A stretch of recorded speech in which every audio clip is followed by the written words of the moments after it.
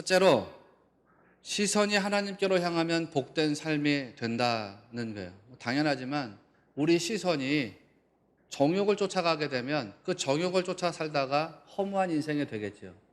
그러나 내 시선이 하나님을 쫓아 살게 되면 뭔가 고차원적인 삶을 살면서 보람이 남게 되겠죠. 어디를 향해서 내 시선을 두고 살 것이냐. 이 시는 아침의 시로 불려진다 이렇게 말씀드렸습니다. 매일 아침마다 하나님을 생각해요. 매일 아침마다 하나님을 찬송해요. 그렇게 살아가는 인생이 복된 인생인 거죠. 하루를 시작하면서 하나님 은혜를 구하고 살아가는 인생이 복된 인생인 거죠. 사랑하시는 여러분, 여러분도 하루를 시작하시기 전에 말씀을 묵상하고 기도하는 것으로 삶을 시작하게 되시기를 바랍니다. 하루를 시작하면서 우리는 어디에서 살아가냐면 광야와 같은 세상에 들어가서 삽니다. 광야와 같은 세상으로 들어가 산다는 건 메마른 환경과 만나게 된다는 거죠. 뭔가 갈급한 상황과 만나지게 된다는 거예요. 뭔가 환난과 만나지게 된다는 거예요. 뭔가 대적들과 만나지게 된다는 거예요. 그런 의미가 있거든요. 다윗처럼 하루를 시작하는데 고통과 탄식으로 하루를 시작할 수도 있다. 그런 뜻이에요. 오늘 1절 말씀을 보면 다윗이 고백하죠. 여호와여 나의 대적이 어찌 그리 많은지요. 일어나 나를 치는 자가 많으니이다. 그랬어요. 여기서 이제 대적이라고 하는 말이 히브리 말로 차라이라는 단어인데 차라이, 나를 괴롭게 하는 자들 이런 뜻이에요. 다윗의 인생을 이렇게 돌아보니까 자기를 괴롭게 하는 자들이 너무 많아요. 그리고 이 시에 표제가 있죠. 압살롬이 다윗을 쫓아다닐 때예요. 다윗이 압살롬으로부터 도망갈 때거든요. 그 상황에서 다윗이 시를 썼어요. 주변을 보니까 자기를 괴롭히는 게 참 많아요. 밤중에 압살롬을 피해서 도망가는 거예요. 기드론 시내를 넘어가지고. 충성스러운 신하 몇 명을 제외하고 자기하고 함께하는 사람이 없어요. 외로웠겠지요. 인생이 좀 허망하다 이런 생각이 들었을지도 모릅니다. 그 괴로움이 육체적이고 물리적이고 뭐 환경적인 것만은 아니에요. 마음과 영혼을 괴롭게 하는 것도 또 있는 거예요. 2절에 이렇게 표현하는 대목이 있습니다. 많은 사람이 나를 대적하여 말하기를 그는 하나님께 구원을 받지 못한다 하나이다. 이렇게 말씀이 나오잖아요. 나를 대적하여 레나푸시 히브리 말로 내 영혼에 대해서 이런 뜻이에요. 그러니까 다윗이 자기를 대적하는 사람이 많이 있는데 뭐를 건드리는 사람뿐이 있냐면 자기 영혼을 건드리는 사람들이 있어요. 자기 마음을 건드리는 사람이 있어요. 자기 마음과 영혼을 겨냥해서 공격하는 사람이 있어요. 그래서 괴롭거든요.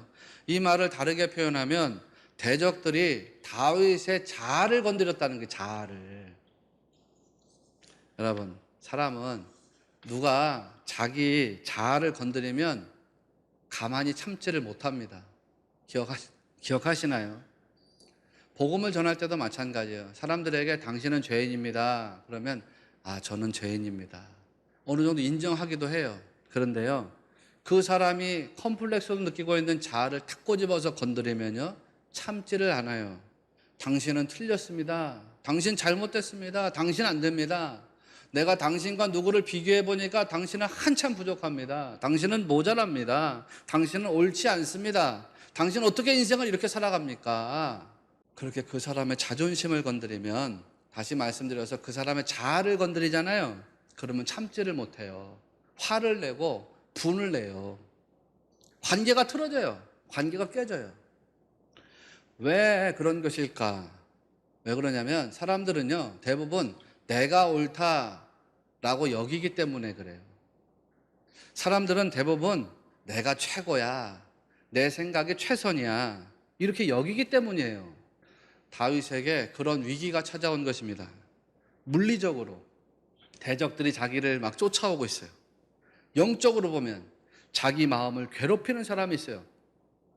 실제로 사무엘하 16장 말씀을 보면 시므이라는 사람이 다윗 그리고 다윗과 함께한 사람들에게 막 돌을 던지면서 저주를 하잖아요. 다윗을 향해서 뭐라 그럽니까? 피를 흘린 사악한 자요.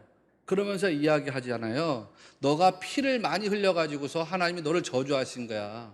너가 피를 많이 흘려가지고 하나님이 너와 너의 나라를 압살롬에게 넘기신 거야. 그렇게 이야기하죠. 저주를 하면서. 그런 것이 다윗의 마음을 괴롭게 했습니다. 그런데 다윗의 위대함은 뭐냐면 그런 거에 무너지지 않았다는 거예요. 자기를 괴롭게 하는 그런 괴로움에 무너져 내리지 않습니다. 다윗은 절망하지 않는 아주 위대한 신앙인이었습니다. 자기의 고난에 집중하지 않아요. 자기의 환경에 집중하지 않아요. 어떤 상황에서든지 간에 아주 신속하게 하나님께로 시선을 전향하는 거, 하나님께로 시선을 맞추는 거에 굉장히 탁월해요. 무슨 상황에서든지 간에 빠르게 하나님께 자기의 시선을 돌리는 거예요. 집중하는 거죠. 2절까지 다윗은 환난 중에 있는 자기의 상황을 고백합니다. 그리고 나서 잠깐 숨 고르기를 해요. 셀라. 그리고 3절에 가서 자기 믿음을 고백하죠.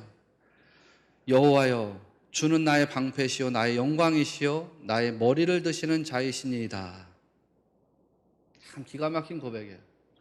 3절은 히브리 성서를 읽으면 외아타 예호와 이렇게 시작됩니다. 외아타 예호와, 그러나 당신은 여호와여. 직역하면 이런 뜻이에요.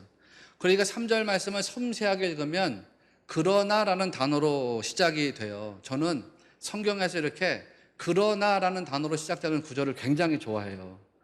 다윗에게 있어서 고난이 중첩되어 있지요. 아들의 반역이 있습니다. 신하들의 반란이 있습니다.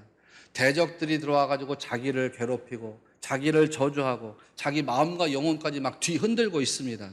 이게 다윗의 상황이었거든요. 그런데 그 다음으로 이어지는 말이 뭐냐면 그러나 외아타 예후와, 그러나 당신은 여호와요. 삶은 고통 중에 있어요. 대적들이 자기를 죽이려고 해요. 저주하는 사람이 있어요. 한마디로 말하면 문제가 많은 인생이에요. 그런데 그러나라는 게 그러나 이 고백을 통해 가지고 빠르게 자기의 시선, 자기의 초점을 하나님께로 전환시켜 버리는 거죠. 여러분, 사람들이 어려운 일 생기면 문제 자체에 집중하는 경향이 많이 있습니다. 그래서 어떤 사람은 역경과 시련에 부딪히게 되면 스스로 자기 인생을 포기하는 사람도 있지요. 반면에 성경에 기록되어 있는 믿음의 선진들, 그 면면을 다 보면 역경과 시련을 이겨낸 사람들이잖아요. 다 이겨낸 사람들이죠. 그들에게 위기가 있었어요. 그런데 위기를 오히려 기회로 삼았던 사람들이었지요. 디 마틴 로이드 존스 목사님이 이런 말 했어요. 그리스도인은 문제를 만나면 문제를 통해서 하나님을 발견한다. 우리가 문제를 만나면 문제를 통해서 절망을 발견하는 게 아니라 하나님을 발견한대요. 왜? 문제를 만나면 하나님께 기도하고, 기도하면 문제를 해결하시는 하나님을 체험하니까. 문제를 만난 그리스도인들이 그 문제를 통해서 하나님을 만나게 돼 있다는 거예요. 여러분도 이런 경험이 다 있으실 거 아니에요. 어려운 시절에, 환난과 고통 중에 하나님께 기도했더니 내가 하나님을 만났어요. 그러니 여러분, 어느 때라도 여러분의 시선과 마음, 그것이 하나님을 향하면서 살아가시는 복된 성도가 꼭 되셔야 합니다. 둘째로, 좋은 것을 기억할 때 복된 삶이 된다는 거예요. 다윗은 자기 시선을 하나님께로 딱 향하고 난 다음에 신앙을 고백하는데, 다시 3절을 보시면 여호와여, 주는 나의 방패시요 나의 영광이시요 나의 머리를 드시는 자이시니이다, 이렇게 고백해요. 여기서 다윗이 고백하는 하나님은 어떤 하나님이냐? 과거 골리앗과의 싸움에서 이기게 하신 하나님이에요. 과거 사울과 경쟁에서 자기를 지켜주신 하나님이에요. 이 하나님은 어떤 하나님이냐? 통일 이스라엘이라고 하는 왕국을 이루어가는 데 있어서 다윗으로 하여금 이기게 하신 하나님, 그 과정을 형통하게 하신 하나님이에요. 다윗이 무슨 싸움을 하든지 간에 모든 싸움에서 그로 하여금 이기게 하신 하나님. 다윗은 모든 싸움과 경쟁에서 하나님의 은혜를 체험했어요. 환난당했던 때가 있어요. 실패했던 때가 있어요. 그런데 그때는 자기를 보호하시는 하나님의 긍휼을 체험했어요. 자기의 과거사를 다 돌아보니까 그저 하나님 은혜예요. 그 하나님 은혜로 하나님을 바라보니까 하나님이 나에게 어떤 하나님이 되시느냐? 마켄바디예요. 나의 방패가 되신대, 나의 방패가 되신대. 이거에 대해서 여러분에게 여러 차례 말씀을 드렸습니다. 나의 방패. 여기서 고백되는 나의 방패라고 하는 말이 히브리 단어로 마켄바디예요. 나의 방패가 되신 하나님. 마켄, 이 방패는 그냥 앞을 막아주는 방패라고 하지 않았죠. 이 방패는 어떤 방패냐? 전후, 좌우, 사방을 다 막아주는 원방형 방패를 뜻하는 표현이라고 했습니다. 그러니까 다윗이 마켄바디, 나의 방패라고 고백할 때 그 방패는 다윗의 앞에만 보호하는 방패가 아니라 다윗의 사방을 다 보호해주는 방패죠. 하나님이 다윗에게 이와 같은 분이었다는 거예요. 하나님은 다윗의 사방을 다 보호하시는 하나님이셨다는 거죠. 자기의 사방을 다 보호하시는 하나님. 그러니까 6절에서 이런 고백이 나올 수 있는 거예요. 천만인이 나를 애워싸 친친다 하여도 나는 두려워하지 아니하리이다. 아무리 많은 대적들이 자기를 애워싸고 있어도 두렵지 않다는 거예요. 왜요? 대적들이 아무리 나를 애워싸고 있어도 하나님이 나의 뭐가 되기 때문이에요. 마켄 빠디예요. 하나님 나의 방패. 내 사방을 다 막아주시는 방패가 되니까 하나님께서 내가 뭐를 두려워하겠느냐, 그런 말씀인 거죠. 7절과 8절에 여호와여 일어나소서, 나의 하나님이여 나를 구원하소서. 구원은 여호와께 있사오니 주의 복을 주의 백성에게 내리소서. 구원이 하나님께 있습니다. 내게 구원의 은혜를 내려주십시오. 다윗이 이렇게 기도할 수 있었던 근거가 어디에 있습니까? 하나님이 과거에 자기에게 은혜 주셨거든요. 골리앗하고 싸울 때, 사울하고 경쟁할 때, 통일 이스라엘을 이루어 갈 때 다윗이 체험한 간증이 있거든요. 간증이 4절에 보니까 내가 나의 목소리로 여호와께 부르짖으니 그의 성산에서 응답하시는도다 그랬죠. 자기 목소리로 하나님께 부르짖었어요. 다른 사람의 목소리로 낸 게 아니에요. 다른 사람의 소망을 이야기한 게 아니에요. 내 소망을 이야기한 거예요. 내 목소리로 하나님께 고백한 거예요. 내 목소리로, 내 소망으로 하나님께 부르짖었어요. 그랬더니 하나님이 응답하셨다는 거예요? 안 하셨다는 거예요? 응답을 하셨대요. 하셨대요. 이게 다윗의 체험이에요. 이게 다윗의 간증이에요. 간증. 성도는 은혜를 잊어버리면 안 돼요. 사람들이 관계를 하면서 좋은 거를 기억하면 오래 갑니다. 관계가. 그런데 좋은 거 잊어버리고 나쁜 거를 자꾸 기억하잖아요. 그럼 멀어지게 됩니다. 왜? 좋은 게, 나쁜 게 좋았던 것까지 그냥 다 덮어버리기 때문이잖아요. 그래서 관계가 멀어져요. 관계가 틀어져요. 관계가 깨지게 돼 있어요. 사람들이 좋은 거 기억하면 잘못된 거를 덮어줄 수가 있습니다. 그런데 나쁜 걸 기억하면 그 나쁜 것으로 좋은 것도 다 덮어버리게 돼 있습니다. 여러분, 성도는요, 좋은 걸 기억하는데 선수가 돼야 돼요. 신앙도 마찬가지입니다. 하나님께 받은 은혜를 기억하는데 선수가 돼야 돼요. 그리고 받은 은혜를 흘러가게 하는데 선수가 돼야 되는 거예요. 그런 거를 간증하는 삶이라 그러는 거예요. 간증하는 삶이라고. 신앙생활도요, 받은 은혜를 기억하고 그 은혜에 의지해서 더 큰 은혜를 구하고 그 구하신 은혜를 더 풍성히 받아 누리시는 복되고 신령한 성도들이 다 되시기를 주님의 이름으로 축복합니다. 끝으로 하나님을 신뢰하는 것이 복된 삶이에요. 우리 삶에 감사의 조건만 가득한 건 물론 아니죠. 그런데 그리스도인은 환경에 굴복하는 사람이 아니라고 했어요. 오히려 환경 저 너머에서 내가 능력 주신 하나님, 힘 주시는 하나님 신뢰하면서 사는 존재라고 했지요. 왜? 인생의 출발과 끝이 하나님께 있으니까. 하나님으로부터 출발하는 것이니까. 5절에서 그거를 말하고 있습니다. 하루의 시작이 누구로부터 출발하느냐? 하나님으로부터 출발한다는 거죠. 내가 누워 자고 깨었으니 여호와께서 나를 붙드심이로다 그랬어요. 여러분 죄송한데 사실 정말 곤하게 자는 것도 하나님 은혜예요. 우리도 뭐 잠을 잘 못 주무시는 경우가 있잖아요. 저도 뭐 그럴 때가 있어요. 그런데 시편 127편 2절에 보니까 여호와께서 그의 사랑하시는 자에게는 잠을 주시는도다 그랬거든요. 그러니까 하나님께 잠자게 하시는 거, 곤히 잠자게 하는 것도 구하세요. 5절에서도 하나님이 붙드셨기 때문에 누워서 잤다 이런 고백을 하죠. 누워서 잤다. 누워 자고라고 하는 말이 히브리어로는 이렇게 되어 있어요. 샤카부티 와이샤나 그랬어요. 샤카부티 와이샤나가 누워서 잔다 이런 뜻인데 이 두 단어가 딱 붙어서 나오면 아주 의미가 있어요. 이게 그냥 누워서 잔다 이런 표현이 아니라 샤카부티 와이샤나 이렇게 단어가 딱 붙어서 나오게 되면 잠을 자기는 자는데 아무 염려 없이 그냥 푹 잔다 이런 뜻이에요. 우리 아이들이 막 아침에 점심에 뛰어놀다가 저녁 때 잠이 들었을 때 야, 저 애 참 곤히 잠들었네. 누가 와서 업어가도 모르겠네. 이렇게 자는 거 있잖아요. 염려도 없고 근심도 없고. 그게 샤카부티 와이샤나예요. 자, 어떻게 인생에 고민이 없을 수가 있겠어요? 여러분 인생에 고민이 어떻게 없을 수가 있겠어요? 지금 다윗만 하더라도 상황이 어떤 상황입니까? 압살롬에게 쫓기는 상황이죠.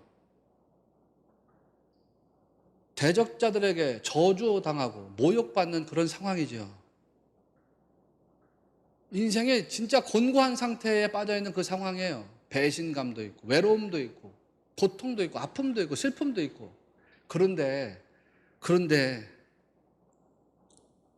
샤카부티 와이샤나, 내가 아무런 근심도 염려도 없이 곤히 잤다는 거예요. 어떻게 그럴 수가 있느냐? 이유가 여기는 딱 하나밖에 안 나와요.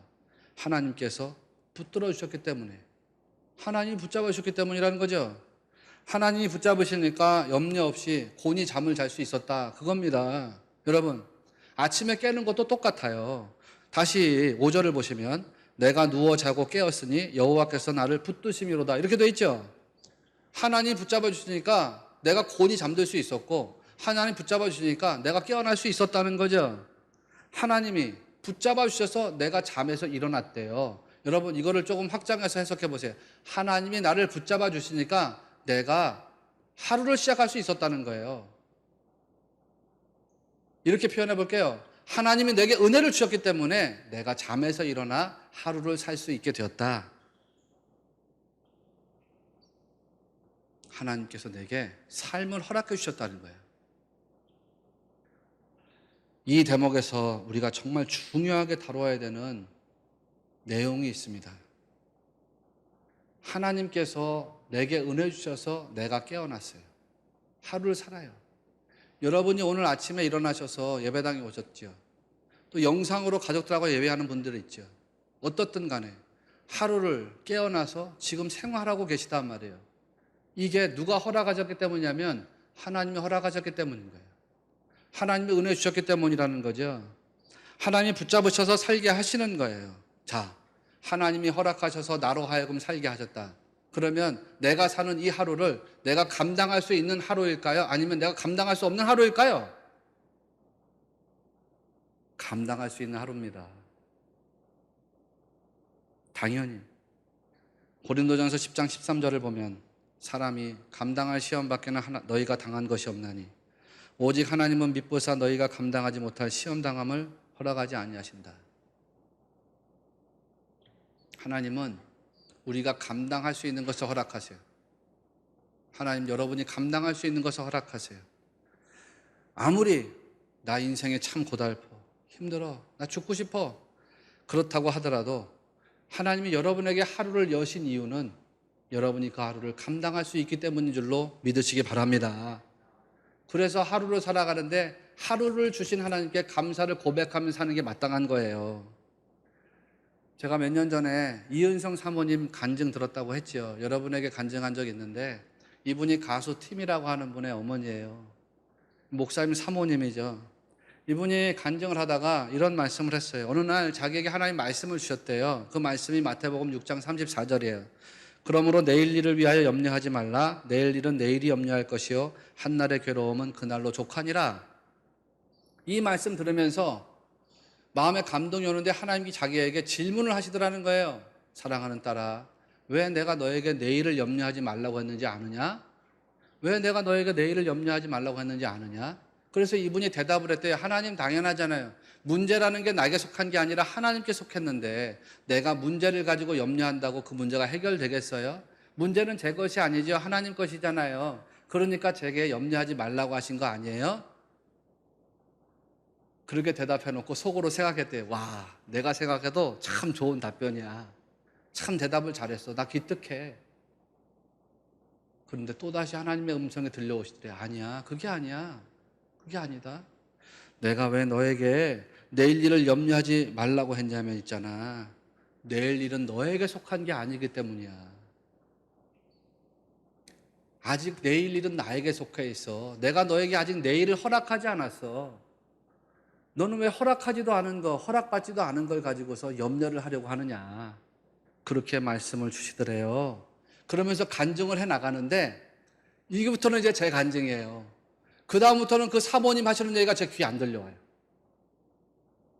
심장이 막 뛰기 시작하는데 흥분이 되는 거예요.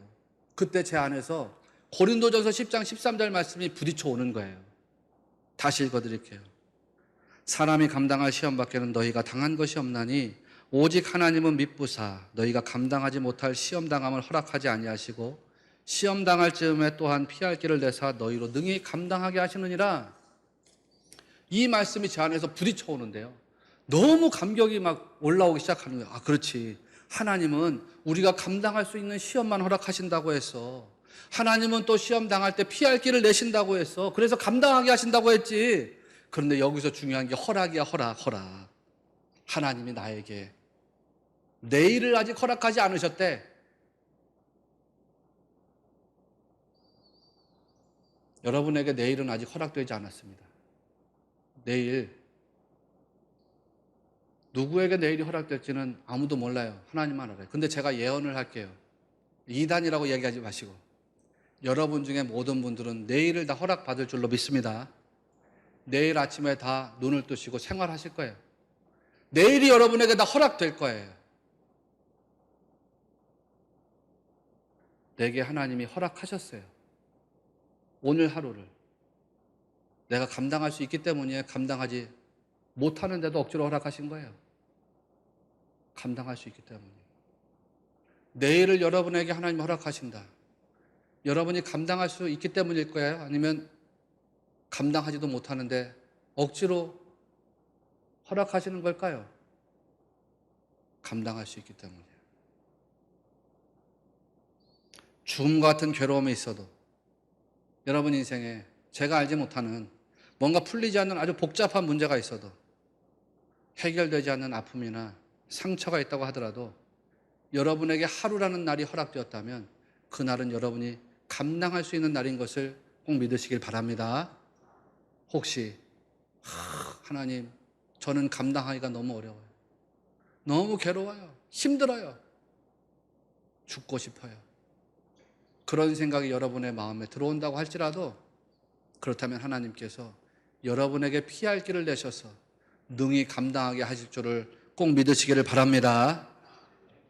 내게 허락된 날은 감당할 수 있기 때문에 주시는 거예요. 감당하지 못하는 거 허락하지 않으세요. 감당하기 힘들다고 느끼면 반드시 피할 길을 주실 거예요. 도움의 손길을 주신다고 했어요. 능력과 권세로 함께 살아가신다고 했어요. 이것을 믿으셔야 됩니다. 그래서 성도는 하나님 신뢰하면서 살아가는 거예요. 다시 말씀드릴게요. 삶도 죽음도 다 하나님 손에 있는 거예요. 이거를 오해하시면 안 돼요. 바이러스가 삶을 주관하는 게 아니에요. 암 같은 질병이 여러분 인생을 주관하는 게 아니에요.